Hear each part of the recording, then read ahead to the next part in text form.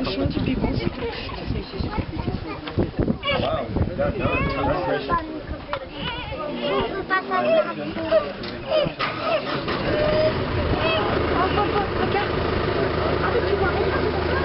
just make sure my sound system works. Could I have a friendly wave from you?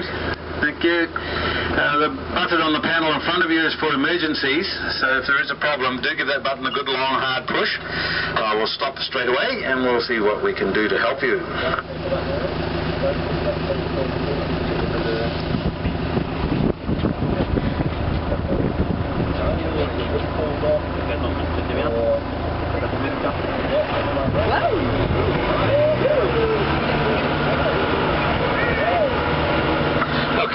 Welcome to Rangitoto. Rangitoto is a Maori word meaning blood red or bleeding sky, so it's a good indicator there must have been someone around to see the last eruption of the island about 500 years ago. Until fairly recently we were led to believe that the island was about 600 years old and that the island had had one eruption in its life. Recent research has shown that the island, however, is 2,000 years old and it has had 3 eruptions through its life.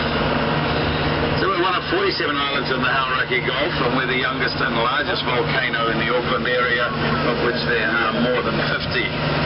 Our volcanologist friends have told us that all the Auckland volcanoes are extinct, but the field upon which they sit is just dormant. To further elaborate, we are supposed to experience an eruption here in Auckland about every 500 years. Rangitoto was the last one 500 years ago. So if you see any smoke, do let me know. To our left we have a good sample of what we call our Rangitoto benches. These are quite unique. They're privately owned holiday homes. They are sitting on public land. The last batch was built here about 1935, so they're very much loved old holiday homes, some of them having been in the same generation.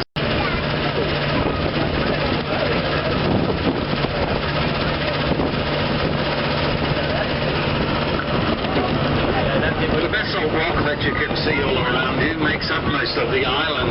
This is known as lava. That's an Hawaiian term.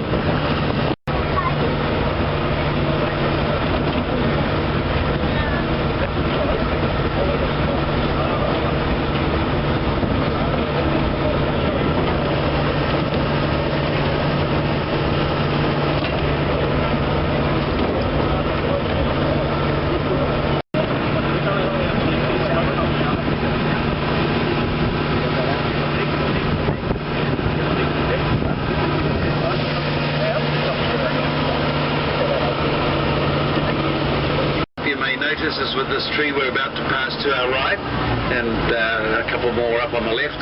There's a growth on the tree. This growth is known as lichen. The unique thing about lichen is that it is an atmospheric feeder, and this means it gets all its nutrients and requirements for life just from the air that is around it. It won't survive in smoggy or polluted areas, so if you see lichen growing anywhere, usually a good indicator you're travelling through some of the cleanest air in the world.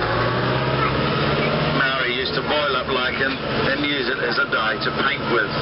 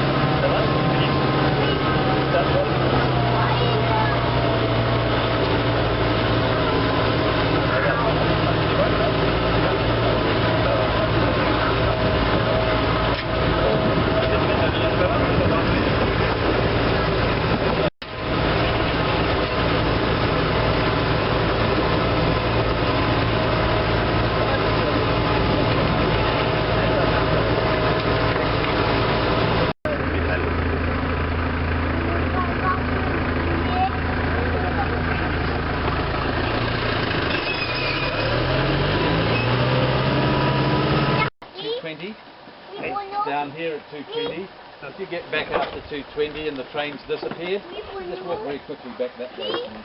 If you need a car. Okay. Ready, guys? Yep.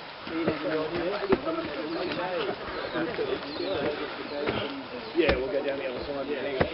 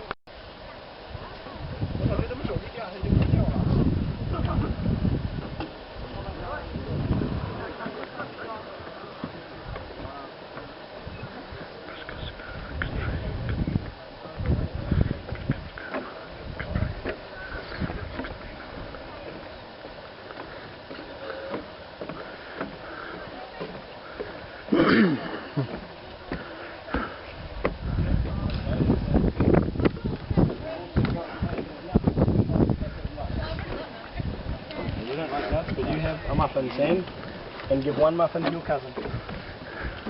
Always one of them.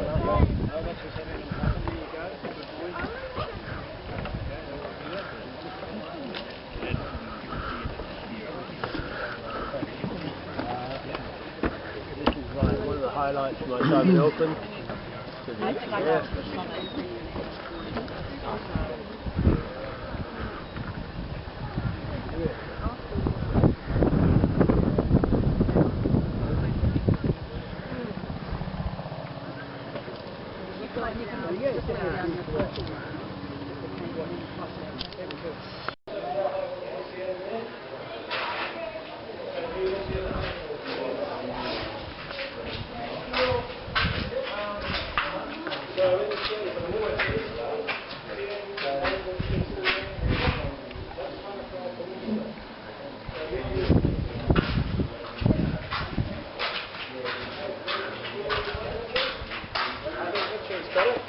You guys live at the base of the Whangapara Peninsula, so you live over that way. I know. I think you pointed out that way. I pointed out that way. Oh, okay. It comes back to you, you don't see it, baby. Baby. That's all right, I'm happy being a baby. Yeah, baby.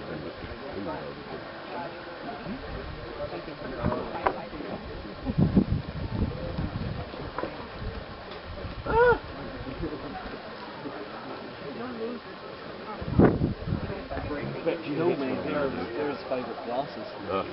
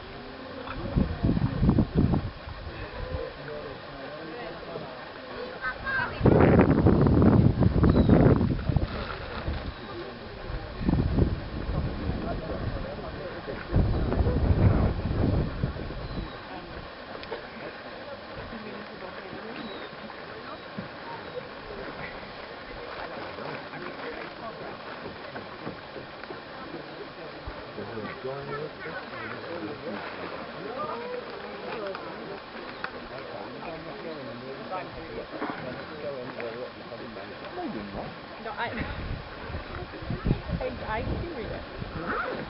There's planes in there. See that? That's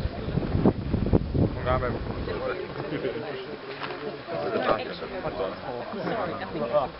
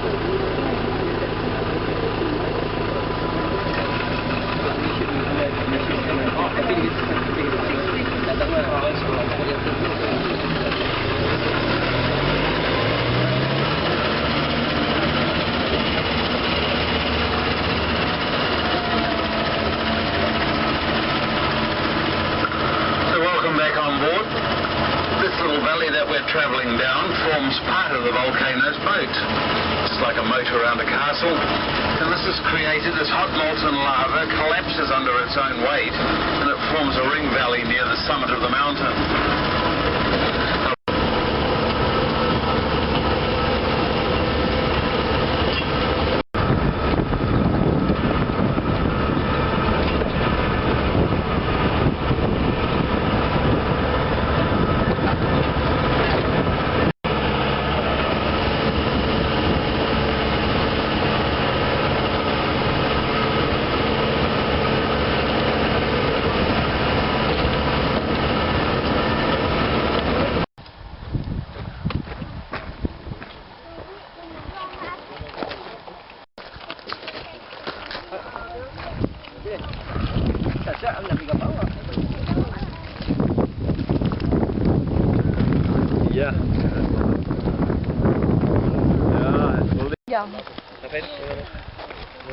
Mais pas trop non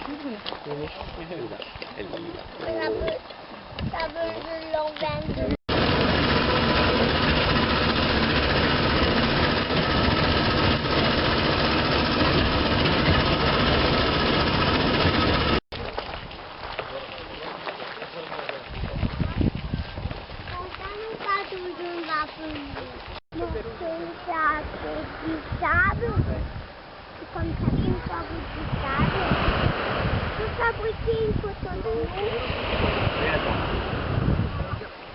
Non, attends, reste ici.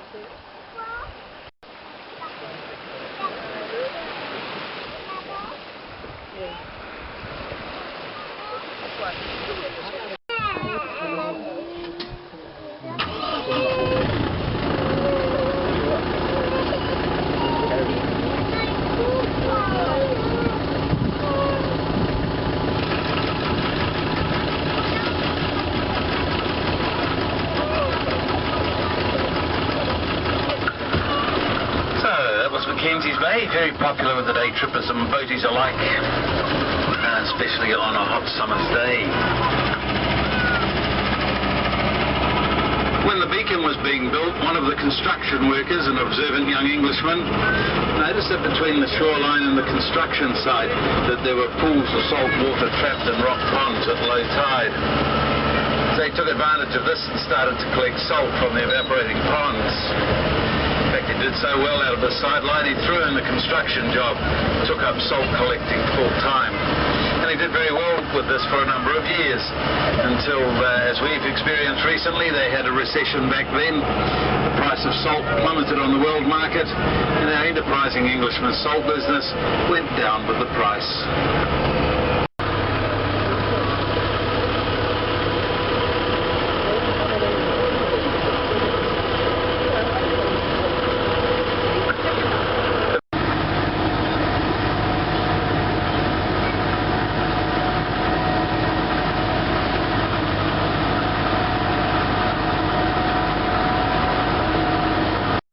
Town of Devonport. In the 1890s, Devonport had its own governing council.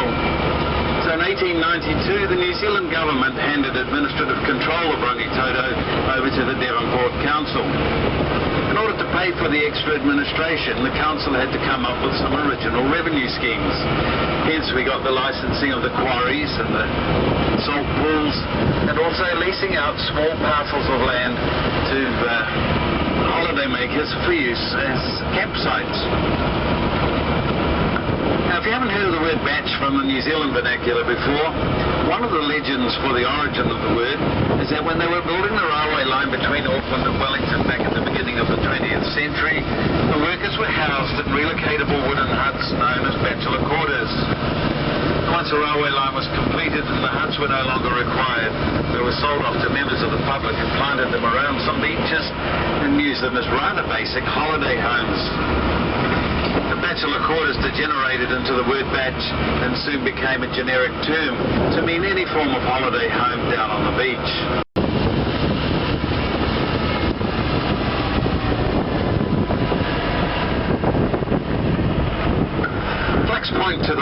the home to the largest breeding colony of black-backed seagulls in the country.